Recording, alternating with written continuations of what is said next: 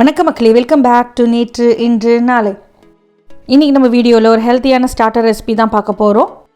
இது நீங்கள் ஸ்டார்டர் மாதிரியும் சாப்பிடலாம், இல்லைனா சப்பாத்தி ரைஸ் கூட தொட்டும் சாப்பிடலாம். இதை நான் எப்படி பண்ணுங்கிறத பார்க்குறதுக்கு முன்னாடி நம்ம சேனலுக்கு நீங்கள் ஃபர்ஸ்ட் டைமாக வரீங்கன்னா மறக்காமல் சப்ஸ்கிரைப் பண்ணுங்கள். இந்த டிஷ் பார்த்தீங்கன்னா பண்ணுறதுக்கு ரொம்ப ஈஸி. ஒரு 15 மினிட்ஸ் இருந்தால் நீங்கள் பண்ணிடலாம். பேசிக்காக ஒரு பொடியை அரைச்சிக்க போகிறோம். அதுக்கப்புறமா நம்ம மஷ்ரூம்லாம் சாட்டே பண்ணிவிட்டு இந்த பொடியை மிக்ஸ் பண்ணிவிட்டு ட்ரையாக சர்வ் பண்ண போகிறோம். இது ஒரு கருவேப்பிலை பேஸ்டு ஸ்டார்டருங்கிறதுனால நம்ம நிறைய கருவேப்பிலை யூஸ் பண்ண போகிறோம்.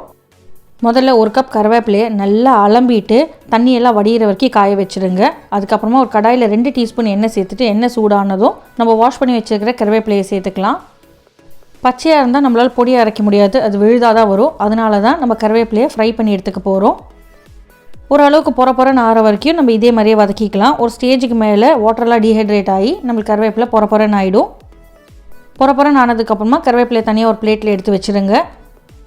அடுத்ததாக அதே கடாயிலேயே ஒரு 1/2 டீஸ்பூன் எண்ணெய் சேர்த்துக்கிறேன். இந்த எண்ணெயில் நான் 1 டேபிள் ஸ்பூன் அளவுக்கு வெள்ளை உளுத்தம் பருப்பு, 1/2 டீஸ்பூன் ஜீரகம் சேர்த்துக்கிறேன்.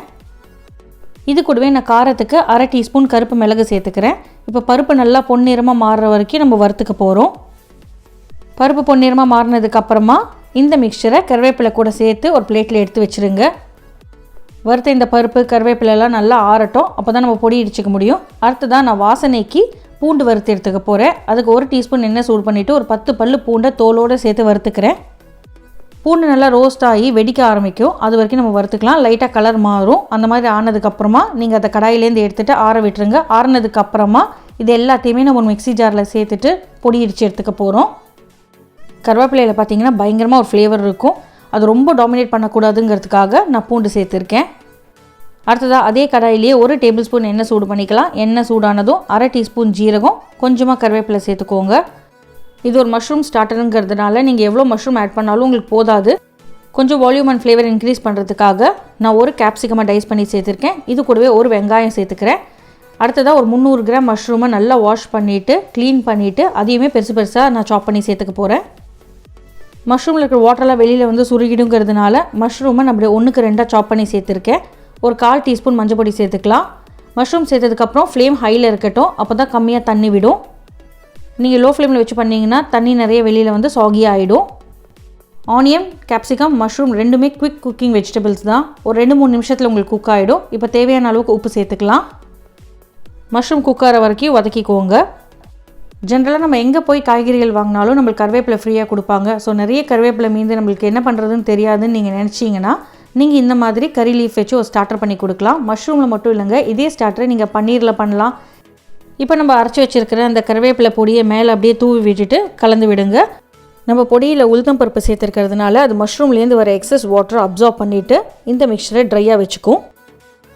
இன்னும் இந்த ஸ்டார்டர் மாதிரி ட்ரையாக வச்சுக்கிறதுக்காக நான் ஒரு 1/2 டேபிள் ஸ்பூன் அளவு கடலை மாவு, ஒரு 1/2 டீஸ்பூன் அளவுக்கு அரிசி மாவு சேர்த்துக்கிறேன். கடலை மாவோட பச்சை வாசனை போகிற வரைக்கும் நல்லா மிக்ஸ் பண்ணி விட்டுட்டு சாட்டே பண்ணிக்கலாம். ஜஸ்ட் ஒரு 1-2 மினிட்ஸில் உங்களுக்கு பச்சை வாசனை போயிடும்.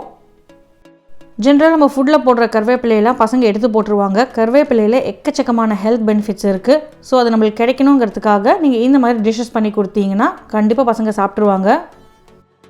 என் பசங்களுக்குமே நான் கருவேப்பிலை சாப்பிட வைக்கிறதுக்கு இந்த மாதிரி தான் பண்ணி கொடுப்பேன்.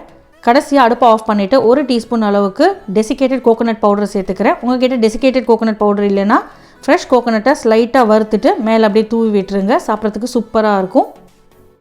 இந்த எம்மி அண்ட் ஹெல்த்தி ஸ்டார்டரை நீங்கள் உங்கள் வீட்டு பார்ட்டிஸில் கூட பண்ணி சர்வ் பண்ணலாம். ஸ்டார்டர்ஸ்னால் எப்போவுமே டீப் ஃப்ரைடாக தான் இருக்கணும்னு அவசியம் இல்லைங்க, இந்த மாதிரியும் பண்ணலாம். ட்ரை பண்ணி பாருங்கள். ட்ரை பண்ணி பார்த்துட்டு எப்படி இருக்குன்னு சொல்லுங்கள். நம்ம சேனலுக்கு நீங்கள் ஃபர்ஸ்ட் டைமாக வரீங்கன்னா லைக் பண்ணுங்கள், ஷேர் பண்ணுங்கள், மறக்காமல் சப்ஸ்கிரைப் பண்ணுங்கள். இன்னும் ஒரு நல்ல வீடியோவோட உங்களை நான் நாளைக்கு சந்திக்கிறேன். Until then, take care, bye bye, thanks for watching.